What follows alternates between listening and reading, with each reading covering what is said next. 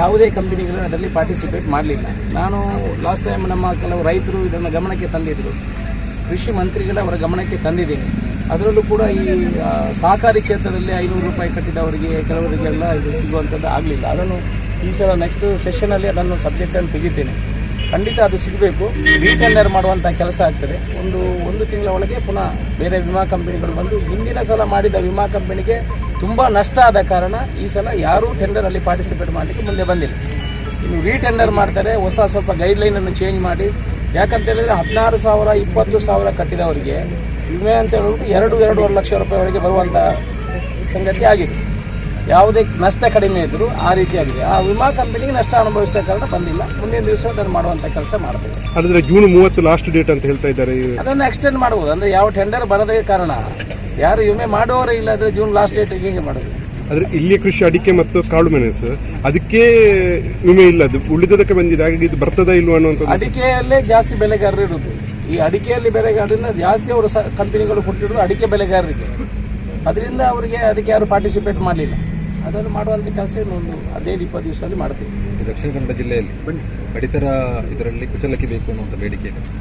ಅದರ ಬಗ್ಗೆ ಏನಾದರೂ ನೋಡಿ, ಈ ಕುಚಲಕ್ಕಿ ವಿಚಾರದಲ್ಲಿ ನಮಗೆ 7,28,000 ಮೆಟ್ರಿಕ್ ಟನ್ ಅಕ್ಕಿ ಬೇಕು. ನಮಗೆ 16/6/2023 ಕೇಂದ್ರ ಸರ್ಕಾರ ಪತ್ರ ಬರೆದಿದೆ. ನಮ್ಮ ಹತ್ರ ಬೇಕಾದಷ್ಟು ಅಕ್ಕಿ ಇದೆ, ನಿಮಗೆ ಕೊಡ್ತೀನಿ ಅಂತ ಕೇಂದ್ರ ಸರ್ಕಾರ ನಮ್ಮ ರಾಜ್ಯ ಸರ್ಕಾರಕ್ಕೆ ಪತ್ರ ಬರೆದಿದೆ. ಆನಂತರ 19 ತಾರೀಕಿಗೆ ನಾವು ಅಕ್ಕಿ ಕೊಡುವುದಿಲ್ಲ ಅಂತ ಪತ್ರ ಬರೆದಿದ್ದಾರೆ. ಕೇಂದ್ರ ಸರ್ಕಾರ ಅಕ್ಕಿ ಕೊಡುವಂಥದ್ದು ಏನು ಧರ್ಮಕ್ಕೆ ಕೊಡುವುದಂತಲ್ಲ. ಒಂದು ತಿಂಗಳಿಗೆ 840 ಕೋಟಿ ರೂಪಾಯಿ ರಾಜ್ಯ ಸರ್ಕಾರ ಕೇಂದ್ರ ಸರ್ಕಾರಕ್ಕೆ ಪಾವತಿ ಮಾಡಿದೆ. 37 ರೂಪಾಯಿ 60 ಪೈಸೆಗೆ ಕೇಂದ್ರ ಸರ್ಕಾರ ರಾಜ್ಯ ಸರ್ಕಾರಕ್ಕೆ ಅಕ್ಕಿ ಸರಬರಾಜು ಮಾಡ್ತದೆ ಅಂತ ಹೇಳ್ಬಿಟ್ಟು ಆಲ್ರೆಡಿ ಕಾಂಟ್ರಾಕ್ಟ್ ಇದೆ.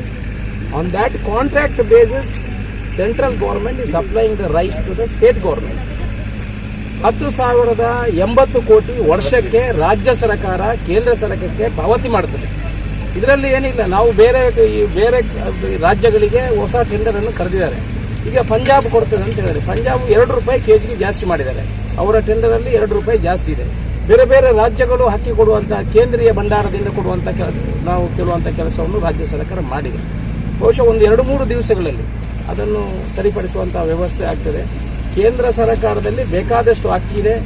ಬೇರೆಯವರಿಗೆ ಪ್ರೈವೇಟ್ ಏನು ಸೇಲ್ ಮಾಡ್ತಾರೆ ಅವರಿಗೆ ಫೋರ್ಸ್ ಮಾಡ್ತಾ ಇದ್ದಾರೆ, ನೀವು ಅಕ್ಕಿ ತಗೊಳ್ಳಿ ಅಂತ. ಯಾಕಂದರೆ ಇಷ್ಟು ಅಕ್ಕಿ ಏನು ಶೇಖರಣೆ ಆಗಿದೆ, ಇನ್ನು 6 ತಿಂಗಳು ಹೋದರೆ ಅದೆಲ್ಲ ಹಾಳಾಗಿ ಹೋಗ್ತದೆ. ಅವರು ಯಾರಿಗಾದರೂ ಕೊಡಲೇಬೇಕು. ಇವತ್ತು ಒಂದು ಘಟ್ಟ ಭಾಗದಲ್ಲೆಲ್ಲ ಬೆಳೆ ಅಕ್ಕಿ ದಕ್ಷಿಣ ಕನ್ನಡ ಜಿಲ್ಲೆಯವರು ನಮಗೆ ಕುಚಲಕ್ಕಿ ಬೇಕು ಅನ್ನೋ ಬೇಡಿಕೆಯನ್ನು ಕಳೆದ ಸರ್ಕಾರದಲ್ಲಿ ಬೇಕು ಅನ್ನೋ ವಿಚಾರವನ್ನು ಮಂಡನೆ ಮಾಡಿದ್ದಾರೆ. ನಾವು ಕೂಡ ಹೇಳಿದ್ದೀವಿ. 5 kg ಬೆಲ್ಟ್ಗೆ 5 kg ಕುಚಲಕ್ಕಿ ಕೊಡ್ತುವ ವಿಚಾರವನ್ನು ನಾವು ಹೇಳಿದ್ದೀವಿ. ಮೊನ್ನೆ ಮಾನ್ಯ ಮುಖ್ಯಮಂತ್ರಿಗಳನ್ನು ಭೇಟಿ ಮಾಡುವಾಗ ಮತ್ತು ಅಧಿಕಾರಿಗಳನ್ನು ಭೇಟಿ ಮಾಡುವಾಗ ನಾನು ಅವರಿಗೆ ಒತ್ತಡ ಹಾಕಿದ್ದೀನಿ. 5 kg ನಿಮಗೆ ಅಲ್ಲಿ ಅಕ್ಕಿಯಿಂದ ಕಡಿಮೆ ಆದರೂ 5 kg ಕನಿಷ್ಠ ನಮ್ಮ ಉಡುಪಿ ಮತ್ತು ದಕ್ಷಿಣ ಕನ್ನಡ ಜಿಲ್ಲೆ ಕುಚಲಕ್ಕಿ ಕೊಡಬೇಕು ಅನ್ನೋ ವಿಚಾರವನ್ನು ಮಾಡಿದ್ದೀನಿ. ಒಂದು ಸ್ವಲ್ಪ ಸಮಯ ಅವಕಾಶ ಕೊಡಿ, ಖಂಡಿತ ಈ ಭಾಗಕ್ಕೆ ಒಳ್ಳೆಯ ಕುಚ್ಚಲಕ್ಕಿ ಕೊಡುವಂಥ ಕೆಲಸವನ್ನು ಮಾಡ್ತೀವಿ.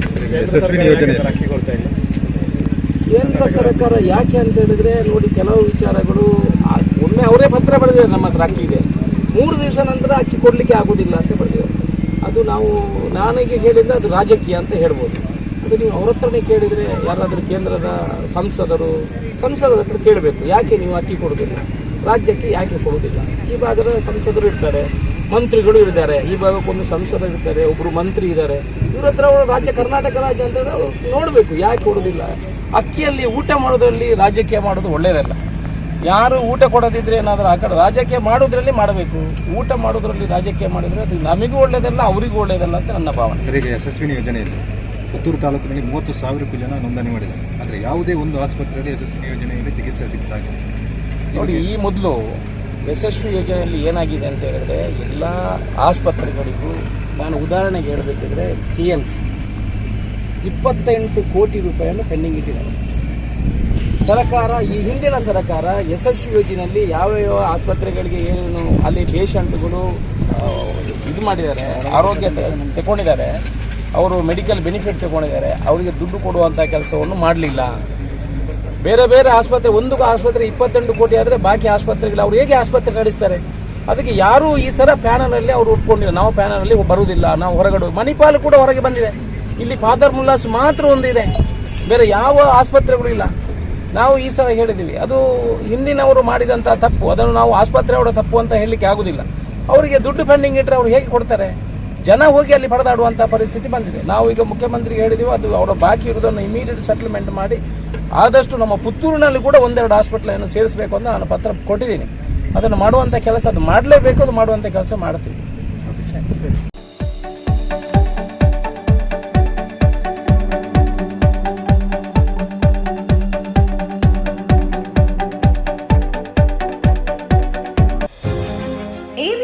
English Medium School located in Alapuda, Krishnanagara, Bannuru, Putturu. Highlights: patriotism-centric education with Bharatiya values. Located in municipality area, a blend of urban and rural atmosphere. Informing the kids' progress to the parents on daily basis. Fine English environment in the classrooms. Effective communication with the parents. Easy access to the school management. Just 3.5 kilometers from Putturu towards Uppinangadi. Personal attention to each kid. Admission open for 2023-24. AVG English Medium School and unit of AVG Educational and Charitable Trust, Alapuda, Krishnanagara, Bannuru, Putturu. Contact 7338085983 94484 85983.